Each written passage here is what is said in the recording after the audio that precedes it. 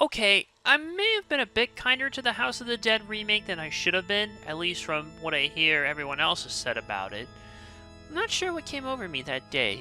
Maybe it was the fact that a game that hadn't been ported to modern consoles had finally been playable in some way, shape, or form outside of emulation or sailing the seas for the old PC version.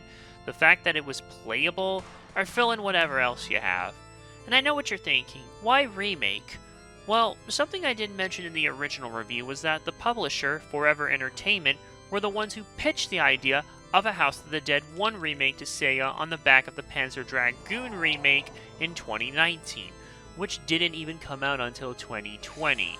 But never mind that. The license for the first two games was acquired on September 25th, 2019. Production for that game was going on at the same time as many other of Forever Entertainment's remakes.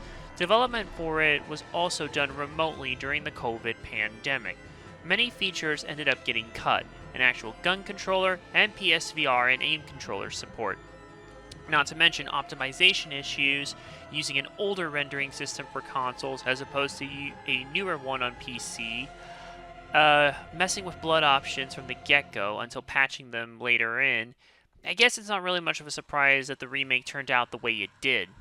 By July 2021, the House of the Dead 2 remake was announced to be halfway through development, and they were hoping to release it shortly after the first. That never happened.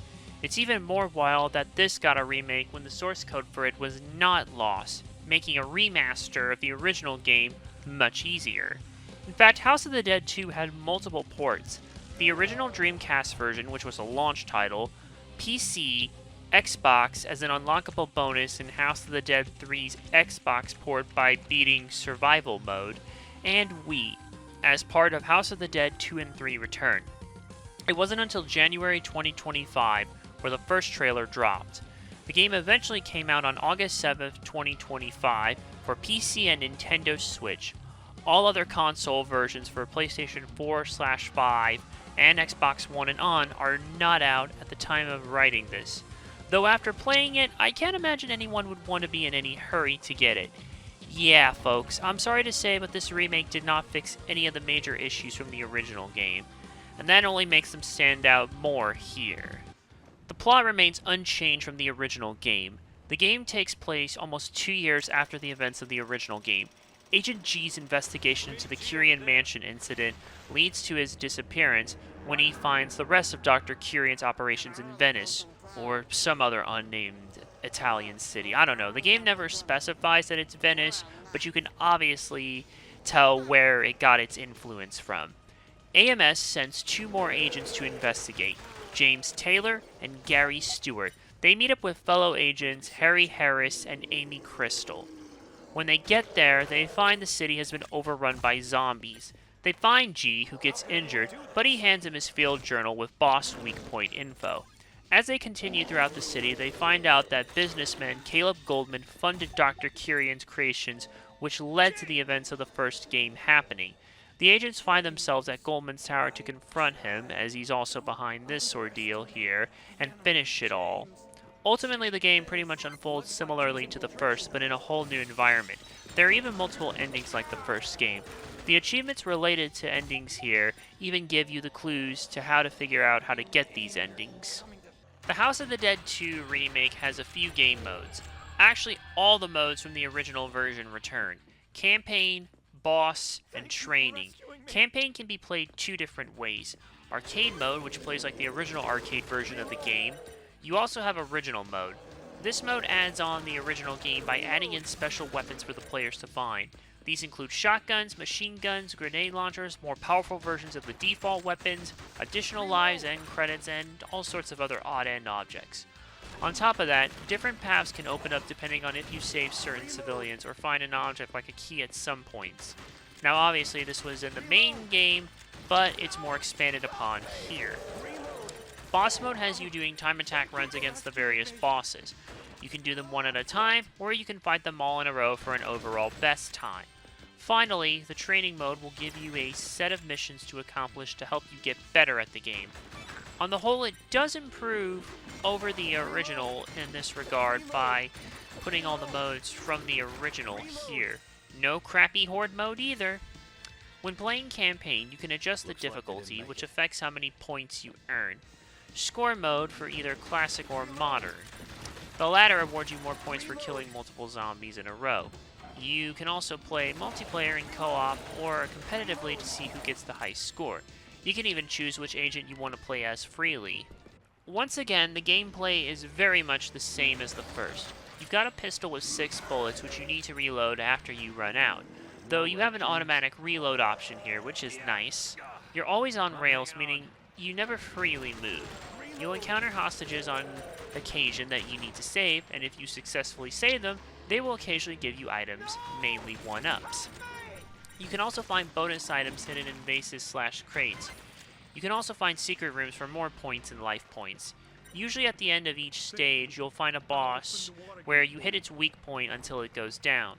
There really isn't much more I can say about it that I haven't already said in the original. If you like the gameplay in the first, you will enjoy this as well. Not to mention it controls well, at least with a mouse on PC. Take everything that I said in the first game's review about the controls and you can apply it here. Though Sinden and other light gun support for that matter is still iffy from what I've seen. Even then, I would play it with a mouse since it's much easier to use. Well, that and auto reload like I said earlier. So from a playability standpoint, it's pretty much on par with the last game. In terms of visuals, well, things did not improve. The graphics here try to do what the previous game did.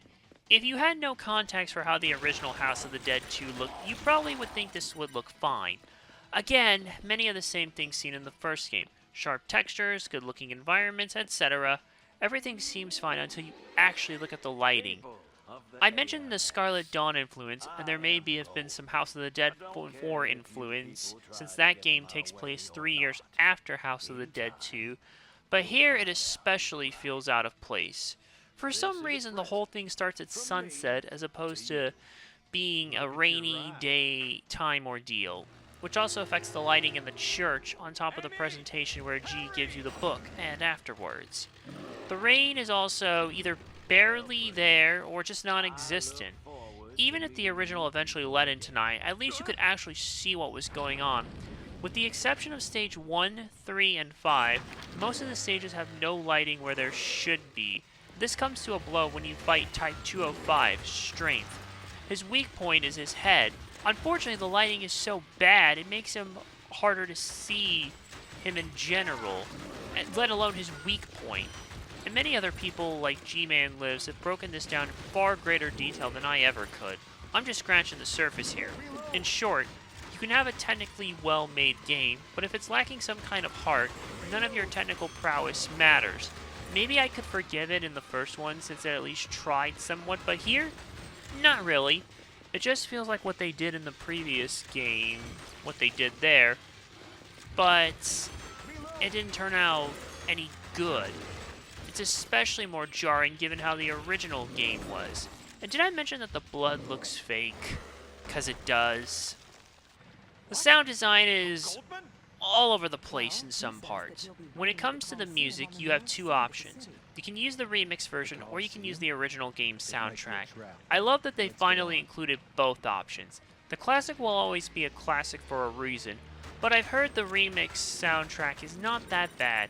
Having choice is good as opposed to having to mod the old soundtrack. When it comes to sound effects, they're mostly fine. But there's odd-end sound design choice that puzzles me, one particular one. Even when using the classic soundtrack, when you get to a boss and it opens the book and it shows you the weak point, for some reason there is this dramatic music sting that plays. Why? This was not there in the original game, and it is especially distracting. We already got the idea from the original boss music intro, not to mention showing us the weak point. We don't need more on top of it. At the very least, if it was meant for the newer soundtrack, then turn it off when we use the classic soundtrack. Other than that, the sound design for the effects and is pretty much what you would expect like the previous game. Then there's the voice acting.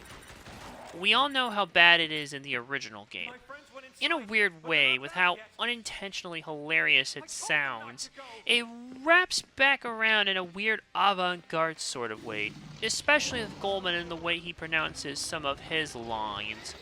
But not here, though. There's no camp with any of how it sounds, and I swear Goldman now sounds like Matthew McConaughey for some reason. To sum it up, the original was so bad it's good, but this is so bad it's bad. Between training mode, boss mode, and all the achievements you can earn, there is some replayability. The House of the Dead 2 remake doesn't really fix any of the major issues seen in the House of the Dead 1 remake. If anything, they've gotten worse from a graphical standpoint, with aesthetic decisions that change the overall tone of how it looks and feels, average sound design with one particular choice that is jarring, bad voice acting all around, not in the good way, and it makes you wonder why even remake the game in the first place. This isn't even counting leaving out the enraged state, where if you try to one-credit clear the game, the bosses will be harder, the first boss being a pain in the ass because he'll hide behind the armor, making him harder to hit, inconsistent enemy hits leading to you getting hit when you shouldn't, inconsistent censorship, item names are from the original game, but we can't have kids in danger? Yeah, okay. And there's probably more where that came from. Any of the other ways I mentioned earlier are the better ways to play this game. I would only get this remake if you are a die-hard fan, and even then be prepared for pain, and on a really good sale. Anyone else, if this goes to under $5, maybe then. The first game already has gone on sale at some point and is $3 during this current autumn sale that's going on Steam when I'm recording this. So eventually the second game will probably reach that point as well. But even then, I would heavily suggest playing the original game first through any of the other ways I mentioned. I give House of the Dead 2 Remake a 2.5 out of 5.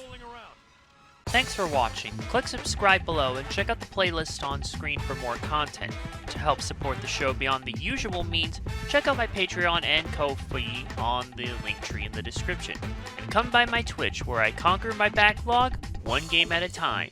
See you in the next video!